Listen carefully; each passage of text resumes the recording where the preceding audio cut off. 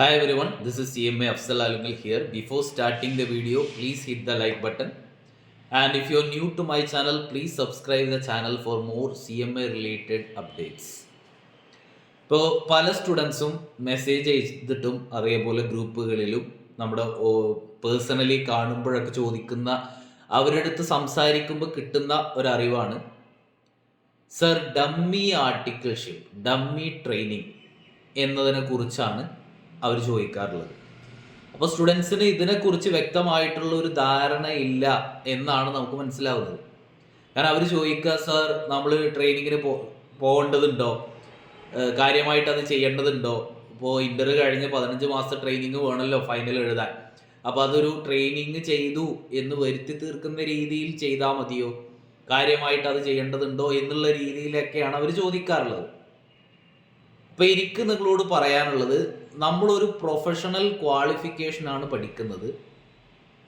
Qualify ചെയ്ത് കഴിഞ്ഞാൽ CMA നിങ്ങൾ പാസ്സായി കഴിഞ്ഞാൽ എന്തായാലും നമ്മളൊരു ജോബിന് ഇൻ്റർവ്യൂവിന് പോകുന്ന സമയത്ത്, അല്ലെങ്കിൽ നിങ്ങൾ പ്രാക്ടീസിലേക്ക് കിടക്കുന്ന സമയത്ത് വർക്ക് അറിഞ്ഞില്ല എന്നുണ്ടെങ്കിൽ നമുക്കൊരിക്കലും ആ ഇൻ്റർവ്യൂവിൽ പെർഫോം ചെയ്യാനോ അല്ലെങ്കിൽ പ്രാക്ടീസ് ചെയ്യുന്ന സമയത്ത് വർക്കുകൾ ചെയ്യാനോ നമുക്ക് കഴിയില്ല. സ്വാഭാവികമാണ്, നമുക്ക് എല്ലാവർക്കും ചിന്തിച്ചാൽ അറിയുന്ന കോമൺ സെൻസ് ഉള്ള ഒരാൾക്ക് മനസ്സിലാവുന്ന കാര്യമാണ് വർക്ക് അറിയണം, എക്സ്പീരിയൻസ് വേണം എന്നുള്ളത്. അതിന് നമ്മൾ എന്ത് ചെയ്യേണ്ടി വരും? ഇൻസ്റ്റിറ്റ്യൂട്ട് തന്നെ നമുക്ക് വ്യക്തമായിട്ടുള്ളൊരു പ്ലാൻ നമ്മുടെ കോഴ്സിൻ്റെ ഭാഗമായിട്ട് തന്നെ ട്രെയിനിങ് ആർട്ടിക്കിൾഷിപ്പ് നമുക്ക് ഡിസൈൻ ചെയ്ത് തന്നിട്ടുണ്ട്. ഇൻ്റർ കഴിഞ്ഞ് ഫൈനൽ ആവുമ്പോഴേക്ക് 15 മാസവും അത് കഴിഞ്ഞിട്ട് നമുക്ക് മെമ്പർഷിപ്പിന് മൊത്തം 3 വർഷത്തെ ട്രെയിനിങ് കംപ്ലീറ്റ് ചെയ്തെങ്കിലേ നമുക്ക് മെമ്പർഷിപ്പ് കിട്ടുള്ളൂ.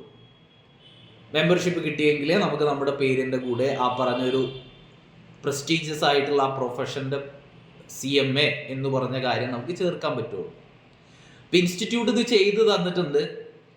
മറ്റുള്ള കോഴ്സുകൾ പോലെയല്ല, നമുക്ക് കുറച്ച് ലിബറലായിട്ട്, അതായത് നമുക്ക് ടേൺ ഓവർ ബേസ്ഡ് ആയിട്ടുള്ള കമ്പനികളിൽ, പാർട്ട്ണർഷിപ്പ് ഫേമുകളിൽ, പ്രൊപ്രൈറ്റർഷിപ്പ് ഫേമുകളിൽ, ബാങ്കുകളിൽ, മുനിസിപ്പാലിറ്റികളിൽ ഒരു പ്രാക്ടീസിങ് കോസ്റ്റ് അക്കൗണ്ടൻറ്റിൻ്റെ കീഴിൽ, ഇനി സെപ്പറേറ്റ് മാനേജ്മെൻറ്റ് കൺസൾട്ടൻസി ഉള്ള CA ഫേമുകളിലാണെങ്കിൽ അവിടെ എല്ലാം നമുക്ക് എന്താണോ സ്യൂട്ടബിൾ ആയിട്ട് തോന്നുന്നത്, നമുക്ക് ഏത് ഏരിയയിലാണോ എക്സ്പോഷർ വേണ്ടത് ആ രീതിയിൽ ട്രെയിനിങ് സെലക്ട് ചെയ്യാനുള്ള ഒരു ലിബർട്ടി ഇൻസ്റ്റിറ്റ്യൂട്ട് നമ്മുടെ ട്രെയിനിങ്ങിൻ്റെ ഭാഗത്തുനിന്ന് തന്നിട്ടുണ്ട്.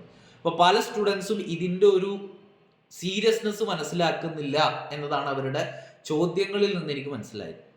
മറ്റൊരു കാര്യം, പല സ്റ്റുഡൻസും എന്ത് ചെയ്യുന്നുണ്ട്, ഈ പറഞ്ഞ ഫൈനൽ കഴിഞ്ഞിട്ട് പോലും അവർക്ക് ടാലിയോ എക്സലോ പോലുള്ള സോഫ്റ്റ്വെയറുകൾ അപ്ലൈ ചെയ്യാനോ ഒരു GST രജിസ്ട്രേഷൻ ചെയ്യാനോ ഒരു ITR സ്വന്തം അയാളുടെ തന്നെ ഒരു ITR ഫയൽ ചെയ്യാനോ പോലും അറിയാത്ത ആളുകളാണ്.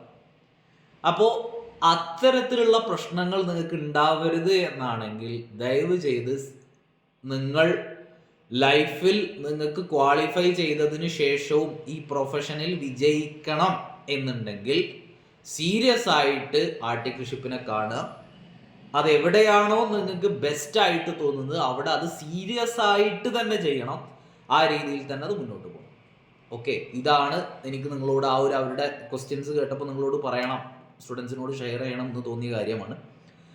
പിന്നീട് മറ്റൊരു കാര്യമുള്ളത് നിങ്ങളുടെ സ്റ്റഡി റിലേറ്റഡ് ആയിട്ടുള്ള കാര്യമാണ്. CMA ഇൻ്റർമീഡിയറ്റിനും CMA ഫൈനലിനും ഓൺലൈൻ ക്ലാസ്സുകൾ അവൈലബിൾ ആണ്. CMA ഇൻ്ററിൻ്റെ 8 പേപ്പറും CMA ഫൈനലിൻ്റെ 8 പേപ്പറും സിലബസ് 2022 ക്ലാസ്സുകൾ അവൈലബിൾ ആണ്. ഫാക്കൽറ്റി ഞാൻ തന്നെയാണ് ക്ലാസ്സുകളെല്ലാം ഹാൻഡിൽ ചെയ്യുന്നത്. അപ്പോൾ കഴിഞ്ഞ ബാച്ചുകളിൽ നല്ല ഫീഡ്ബാക്ക് കിട്ടിയത് കൊണ്ട് സ്റ്റുഡൻസ് റിക്വസ്റ്റ് ചെയ്തിട്ടാണ് നമ്മൾ ഫൈനൽ കൂടി സ്റ്റാർട്ട് ചെയ്തത്. ഫൈനലിന് ഇപ്പോൾ ഓൾറെഡി അഡ്മിഷൻ ഈ 1-ാം തീയതി തൊട്ട് ജനുവരി 1 തൊട്ടാണ് നമ്മൾ ക്ലാസ്സുകൾ പ്ലാൻ ചെയ്ത് അഡ്മിഷൻ സ്റ്റാർട്ട് ചെയ്തത്. ഓൾറെഡി ഇപ്പോൾ അത്യാവശ്യം അഡ്മിഷൻസ് ഓൾറെഡി ആയി. ഇനി താല്പര്യമുള്ള കുട്ടികൾക്ക് എന്ത് ചെയ്യാം, താഴെ ഞാൻ ഡിസ്ക്രിപ്ഷൻ ബോക്സിൽ ഗൂഗിൾ ഫോമിൻ്റെ ലിങ്ക് കൊടുക്കുന്നുണ്ട്, ഇൻ്റർമീഡിയറ്റിൻ്റെതും ഫൈനലിൻ്റെതും. താല്പര്യമുള്ള ആളുകൾ ആ ഫോം ഫില്ല് ചെയ്താൽ നിങ്ങൾക്ക് അതിൻ്റെ കൂടുതൽ ഡീറ്റെയിൽസ് കാര്യങ്ങളൊക്കെ കിട്ടും. നമുക്ക് റിസൾട്ടിന് വെയിറ്റ് ചെയ്യാതെ, ഞാൻ ക്ലാസ് ഇത്രയും നേരത്തെ സ്റ്റാർട്ട് ചെയ്യാനുള്ള കാരണം റിസൾട്ടിന് വെയിറ്റ് ചെയ്യാതെ നമ്മൾ ക്ലാസ് സ്റ്റാർട്ട് ചെയ്താൽ നമുക്കറിയാലോ, ഏറെക്കുറെ നമ്മൾ പരീക്ഷ എഴുതിയുകൊണ്ട് നമുക്കറിയാലോ എന്തായിരിക്കും റിസൾട്ട്. പാസ്സാവില്ല എന്ന് ഉറപ്പുള്ള ആളുകളാണെങ്കിൽ നമ്മൾ മുൻകൂട്ടി സ്റ്റാർട്ട് ചെയ്യാൻ തന്നെ വേണം. കാരണം ജൂണിലേക്ക് ഇനി 6 മാസമാണുള്ളത്. നമുക്ക് 2 തവണയെങ്കിലും റിവിഷൻ കിട്ടിയാൽ നമ്മൾ എന്തായാലും അടുത്ത തവണ പാസ്സാവും. അപ്പോൾ ക്ലാസ്സുകൾ അറ്റൻഡ് ചെയ്ത് റിവൈസ് ചെയ്യാനുള്ള സമയം കിട്ടണം എന്നുള്ളത് കൊണ്ടാണ് നമ്മൾ നേരത്തെ കൂട്ടി സ്റ്റാർട്ട് ചെയ്തത്. അപ്പോൾ താല്പര്യമുള്ള കുട്ടികൾ എന്ത് ചെയ്യുക, താഴെ കാണുന്ന ആ ഗൂഗിൾ ഫോം ഫില്ല് ചെയ്താൽ നിങ്ങൾക്ക് അതിൻ്റെ ഡീറ്റെയിൽസും കിട്ടും. പിന്നെ റിസൾട്ടുമായി ബന്ധപ്പെട്ട് പല ആളുകളും ചോദ്യങ്ങൾ ചോദിക്കാറുണ്ട്.